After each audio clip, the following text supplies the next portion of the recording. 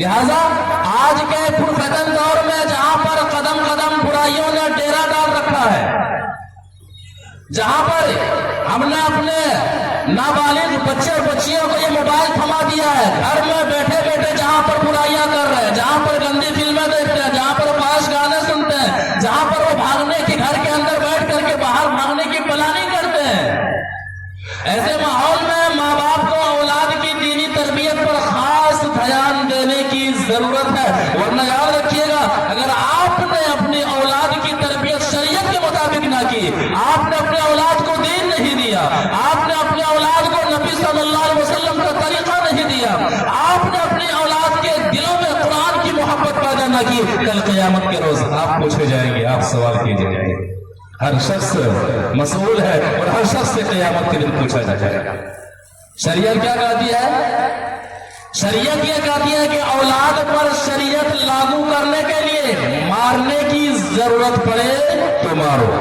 حدیث اس طرح سے ہے، وعن عمرو بن شعيب عن أبيه عن جده أن رسول الله صلى الله عليه وسلم قال مروا أولادكم بالصلاة وهم أبناء 7 سنين واضربوهم عليها وهم أبناء 10 سنين وفرقوا بينهم في المضاجع۔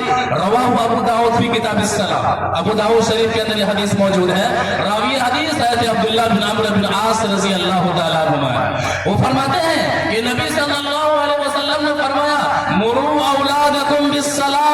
گارجین حضرات کے لیے حدیث ہے، حدیث لے کر کے جائیں، جن کے بچے ہیں، جن کے ذمہ تربیت ہے، نبی صلی اللہ علیہ وسلم فرماتے ہیں کہ اپنی اولاد کو نماز کا حکم دو جب وہ 7 سال کے ہو جائے۔ کہا کرے صاحب، ہم 60 سال کے ہیں اور بے نمازی ہیں، تو 7 سال کے بچوں کو کیا نماز کا حکم ہے؟ ہمیں توحید پتہ نہیں ہے، جہاں چاہے سر جھکا دیتے ہیں، جو دھاگا ملے پہن لیتے ہیں، جہاں سے چاہے ہر آستانے کی چیزیں کو کھا لیتے ہیں۔ ہمارے پاس توحید نہیں تو اپنے اولاد کو کیا توحید سکھائیں گے؟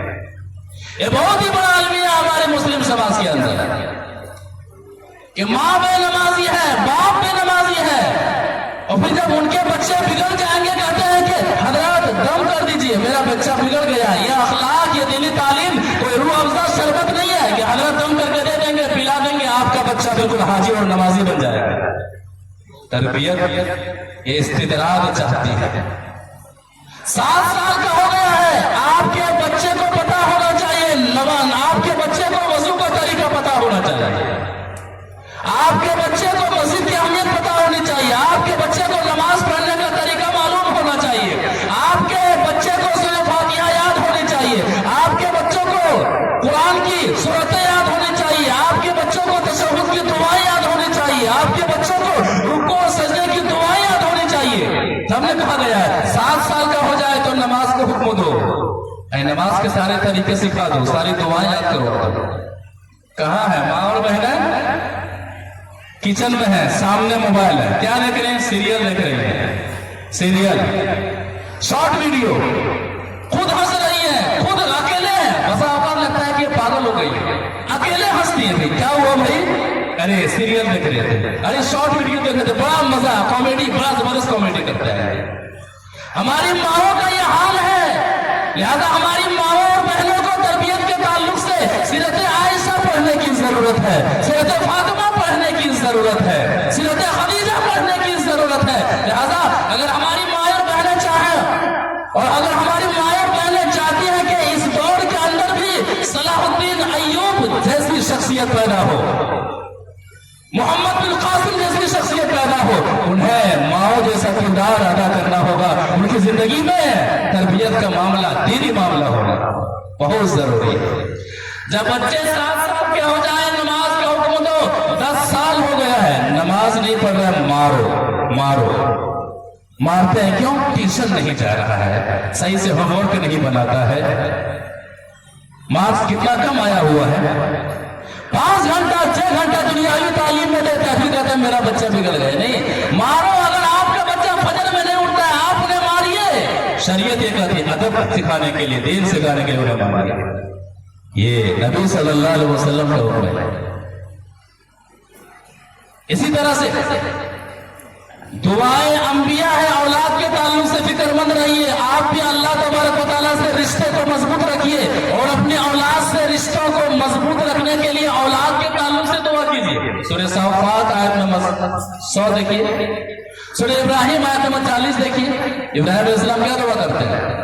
रब्बी हबली मिनस सालिहीन, ऐ अल्लाह मुझे सालेह औलाद अता फरमा, मुझे नेक औलाद अता फरमा। एक और जगह इब्राहिम अलैहिस्सलाम दुआ करते हैं, रब्बी जअलनी मुकीमस सलाति व मिन दुर्रियती रब्बना व तक़ब्बल दुआ, ऐ मेरे रब मुझे नमाज कायम करने वाला बना। लोगों, इब्राहिम अलैहिस्सलाम की फिक्र नमाज के ताल्लुक से देख लीजिए हमारी फिक्र क्या है। ऐ मेरे रब मुझे ऐसा बना दे कि मैं नमाज कायम करूं, मैं नमाज से बहुत ज्यादा मोहब्बत करूं, मैं हर हाल में नमाज पढ़ूं। जब मैं नमाज में खड़ा हूं तो मेरा हाल ये हो कि गोया मैं अल्लाह को देख रहा हूं या फिर अल्लाह मुझे देख रहा है। रब्बी जअलनी मुकीमस सलाति व मिन दुर्रियती, ऐ अल्लाह मुझे नमाज कायम करने वाला बना और मेरे बाल बच्चों को भी नमाज कायम करने वाला बना दे। रब्बना व तक़ब्बल दुआ, ऐ हमारे रब तो दुआ कबूल फरमा ले। दुआ भी करनी है, हुक्म भी देना है, दुआ भी करनी है। लिहाजा बंदों का ताल्लुक बंदों के साथ कैसा होना चाहिए? जब माँ और बेटे का ताल्लुक हो, बाप और बेटे का ताल्लुक हो, तो दीनी एतबार से ये ताल्लुक होना चाहिए, वरना मुआशरा खराब से खराबतर होता चला जाएगा। ऐसा नहीं होना चाहिए। चलिए आगे बढ़ते हैं। मियाँ बीवी के ताल्लुकात, बंदों का ताल्लुक बंदों से, उनमें से मियाँ बीवी के अंदर ताल्लुकात का मामला दुरुस्त होना चाहिए।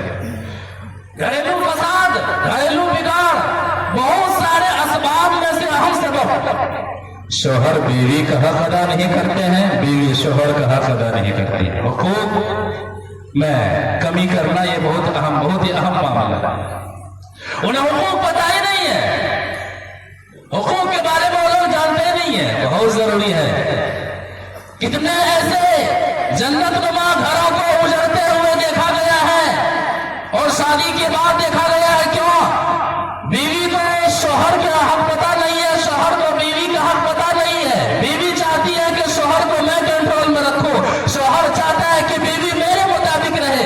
कोई किसी का हक सही तरीके से अदा नहीं करते हैं। लिहाजा शोहर बीवी का हक शरीयत के मुताबिक अदा करे, बीवी शोहर का हक शरीयत के मुताबिक अदा करे। अल्लाह के बंदों का ताल्लुक बंदों के साथ है, उनमें जो मामला शोहर और बीवी का है शरीयत के मुताबिक हो तो फिर घर जन्नत नुमा बन जाता है, घर पुरसुकून हो जाता है, घर में आराम आदमी महसूस करता है। वरना आदमी घर जाना नहीं चाहता है, क्या किच सुनने के लिए घर जाए, बाहर ही चाय पर चाय पीते रहता है, सिगरेट पर सिगरेट पीते रहता है, शराब पर शराब। भाई शराब क्यों पी रहे हो? भाई बीवी की किच से परेशान है, बीवी की बदजबानी से परेशान है। बहुत सारे मसाइल होते हैं, बहुत सारे वजूहात होते हैं, दीन की बुनियाद पर निकाह नहीं किया जाता है। एक बंदे का ताल्लुक दूसरे के साथ दीन की बुनियाद पर नहीं जोड़ा जाता है तो बहुत सारे मसाइल पैदा होते हैं। तो मर्द पर बीवी के हुकूक क्या है, एक हदीस से समझते हैं। वान हकीम इब्न मुआविया अल-कुशैरी अनबी कुल्तु या रसूलल्लाह मा हक़्क़ु ज़ौजति अहदिना अलैहि क़ाल अन तुतीमहा इज़ा तइमता व तक्सुहा इज़ा तसैता व इब्तसमता व ला तदरिबिल वजह व ला तुक़ब्बिह व ला तहजुर इल्ला फिल बैत। रवाहु अबू दाऊद फी किताब निकाह। अबू दाऊद शरीफ के अंदर यह हदीस मौजूद है। रावी हदीस है हकीम बिन मुआविया अल-कुशैरी, वो अपने वालिद मोहतरम से रिवायत करते हैं, कहते हैं कि मैंने नबी सल्लल्लाहु अलैहि वसल्लम से पूछा, सवाल किया, ऐ नबी सल्लल्लाहु अलैहि वसल्लम मा हक़्क़ु ज़ौजति अहदिना अलैहि, बीवी का हक शौहर पर क्या है? ये सवाल बहुत कम होता है, सिर्फ ये सवाल होता है कि बीवियों पर शौहरा के हुकूक क्या है। लेकिन ये सवाल भी होना चाहिए कि हम शौहर पर हमारी बीवी के क्या हुकूक है। नबी सल्लल्लाहु अलैहि वसल्लम फरमाते हैं अन तुतीमहा इज़ा तइमता, जिस लेवल का खाना आप खाते हैं उन्हें भी खिलाएं। ऐसा नहीं कि साग भात खाए घर में और आप होटल में जाकर के खा रहे हैं, ऐसा नहीं होना चाहिए। बहुत सारे ऐसे मर्द आपको मिलेंगे, घर में क्या है, अनाज है कि नहीं है, कोई परवाह नहीं, वो बंदा बाहर घूम फिर रहा है। वह तक्सुहा इज़ा तसैता व इब्तसमता, जो आप पहने, जिस लेवल का आप पहने उसी लेवल तदरिबिल वजह, चेहरे पर न मारे। अनबन का मामला हो तो इस्लाम उन्हें तरीका बताता है, मारने से पहले समझाया जाए, तरफैन को जमा किया जाए, ताकि ये दो बंदों के दरमियान जो रिश्ता है इसके अंदर खटास पैदा न हो, ये रिश्ता टूटे नहीं, ये रिश्ता जमा रहे। तरफैन के लोगों को बुलाया जाए, उन्हें समझाया जाए, बिस्तर से अलग किया जाए। ये सारे उसूल है, ये सारी तरतीब है। वला तदरिबिल वजह, अगर मारने की नौबत आ रहा है चेहरे पर नहीं मारना। वला तुक़ब्बिह, उन्हें गाली गलौज न करना, तुम्हारी अम्मा ऐसी है, तुम्हारी बहन ऐसी है, तुम्हारे भाई ऐसे हैं, तुम्हारा खानदान ऐसा है, तू ऐसी है, गलत बात है, गलत बात है।